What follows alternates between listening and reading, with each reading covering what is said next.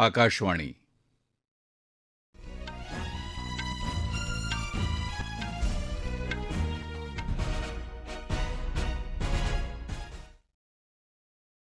दीपक वेलणकर राष्ट्रीय बातम्या देत आहे. ठळक बातम्या. जगभरासाठी भारत कुशल मनुष्यबळ तयार करत असल्याचं प्रधानमंत्री नरेंद्र मोदी यांचे गौरवोद्गार. राज्यातल्या 350 तालुक्यातल्या 511 प्रमोद महाजन ग्रामीण कौशल्य विकास केंद्रांचं उद्घाटन. मुंबईत झालेल्या 3 दिवसीय जागतिक सागरी परिषदेतून देशात 10 लाख कोटींच्या गुंतवणुकीचे करार. प्रधानमंत्री नरेंद्र मोदी यांची पॅलेस्टाईन प्राधिकरणाच्या अध्यक्षांशी चर्चा. ब्रिटनचे प्रधानमंत्री ऋषी सुनक इस्रायलच्या दौऱ्यावर. आणि एकदिवसीय विश्वचषक स्पर्धेत बांगलादेश विरुद्धच्या सामन्यात भारताची दमदार सुरुवात.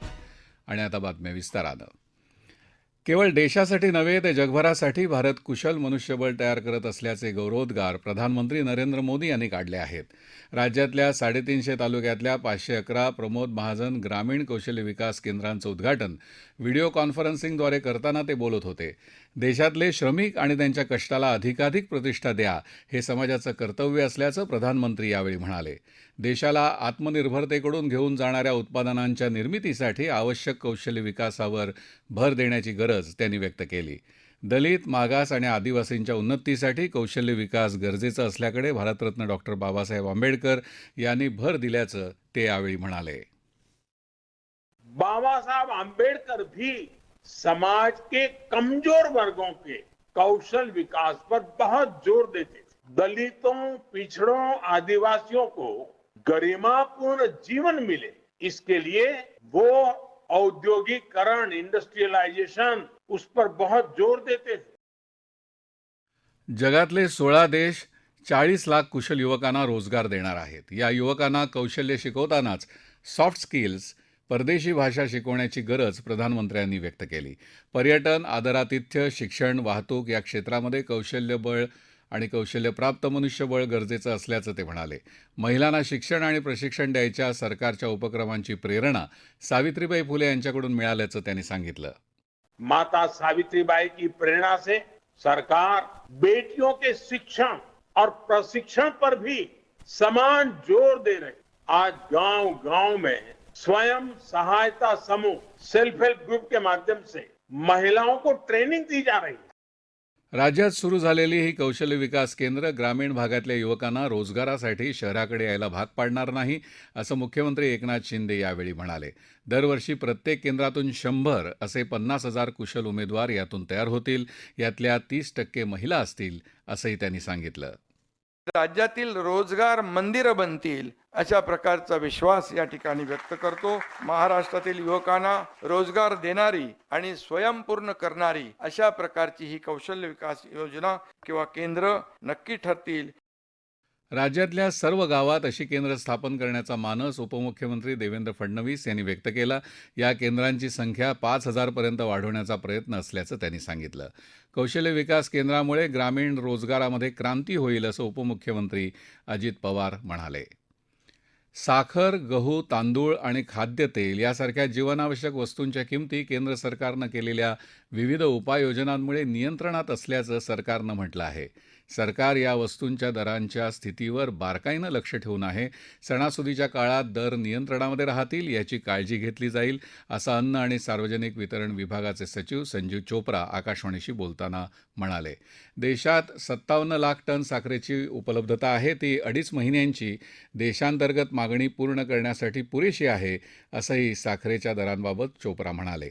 देशात सध्या 230 लाख टन गव्हाचा साठा आहे. तांदळाच्या किमतीबाबत कापणीच्या हंगामामुळे ताजी उत्पादनं मंडईत येतील. परिणामी येत्या काही महिन्यात या खाद्यपदार्थांच्या किमती देखील कमी होतील.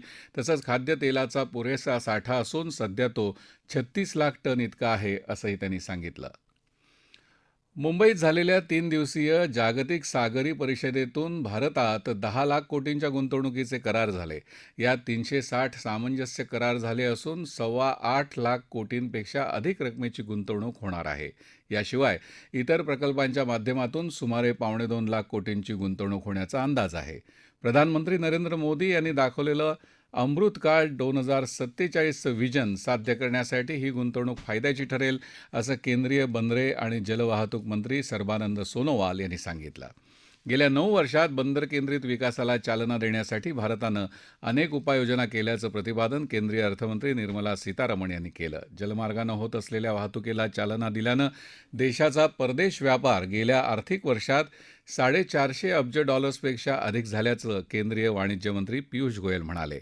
परिषदेच्या आज समारोपाच्या दिवशी शिक्षणमंत्री धर्मेंद्र प्रधान, गुजरातचे मुख्यमंत्री भूपेंद्र पटेल, राज्याचे उपमुख्यमंत्री देवेंद्र फडणवीस यांच्यासह विविध मान्यवर उपस्थित होते. या राष्ट्रीय बातम्या आकाशवाणीच्या मुंबई केंद्रावरून देत आहोत. आकाशवाणीच्या मराठी बातम्या www.newsonair.gov.in/मराठी या संकेतस्थळावर वाचता येतील.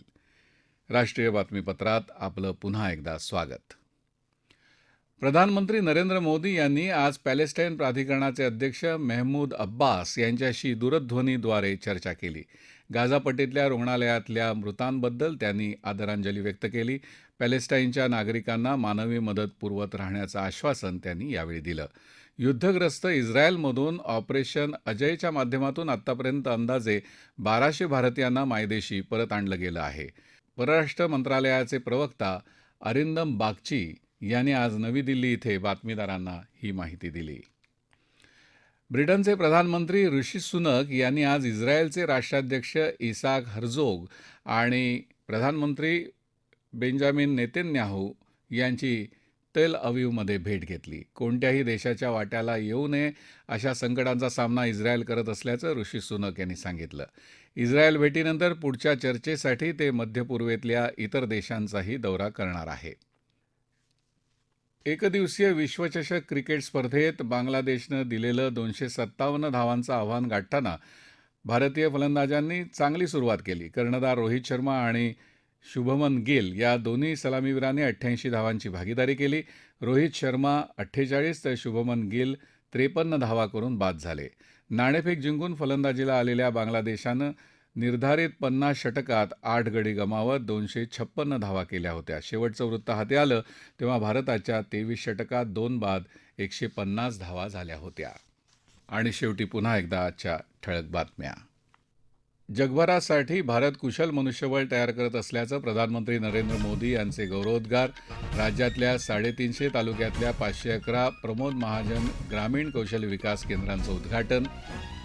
मुंबईत झालेल्या 3 दिवसीय जागतिक सागरी परिषदेतून देशात 10 लाख कोटींच्या गुंतवणुकीचे करार. प्रधानमंत्री नरेंद्र मोदी यांची पॅलेस्टाईन प्राधिकरणाच्या अध्यक्षांशी चर्चा. ब्रिटनचे प्रधानमंत्री ऋषी सुनक हे इस्रायलच्या दौऱ्यावर.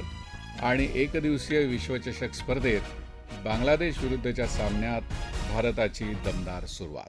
आकाशवाणीच्या बातम्यांसह जगभरातल्या बातम्या तुम्ही ट्विटरवर AIRnews_मुंबई या हँडलवरही दिवसभर पाहू शकता.